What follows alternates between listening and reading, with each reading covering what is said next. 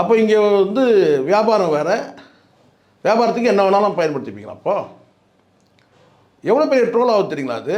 கண்டிப்பாக. ஏற்கனவே இங்கே வந்து யார் அந்த சார்ன்றதே நமக்கு வந்து பெரிய தலைவலியாக தான் இருந்தது. எல்லாத்துக்கும் ஒரு எரிச்சலாகவும் இருந்தது. எவ்வளோ பெரிய விஷயம் ஒரு வந்து ஒரு ஒரு குழந்தைய சீரழித்த விஷயத்தில் வந்து அது வந்து ட்ரோல் ஆகிட்டு இருக்குதுன்னு கேட்டால் அருவருப்பாக இருந்தது. அதையும் சில பேர் வந்து போட்டுட்டு தான் இருந்தானுங்க. யார் அந்த சார்ன்றது அப்படியே நகைச்சுவையாக பேசினவெல்லாம் இருக்கிறான். அதெல்லாம் கடந்து வந்துட்டு இது நல்லா தெரியுது. இப்போ அதுவும் ஒரு அமைச்சர் பேசின ஒரு வார்த்தை அது.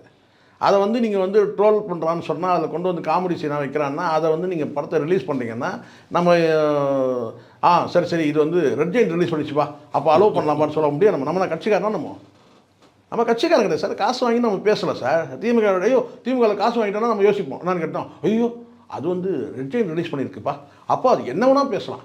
அது அன்பில் மகேஷ் இல்லை, முதலமைச்சர் கூட பேசலாம், என்ன வேணால் பேசலாம், நம்ம எதுவும் பேசலாம். அப்படி கிடையாது சார். தப்புனா தப்புன்னு சொல்லணும்னு செய்வோம்.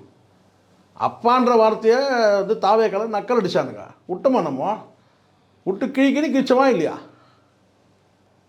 அப்பான்ற வார்த்தையை வந்து நக்கலாக பேசுகிறவங்களாம் இருக்கிறான் சார். அப்போது அங்கிள்னு பேசுகிறான் விஜய், நம்ம விட்டுமா நம்ம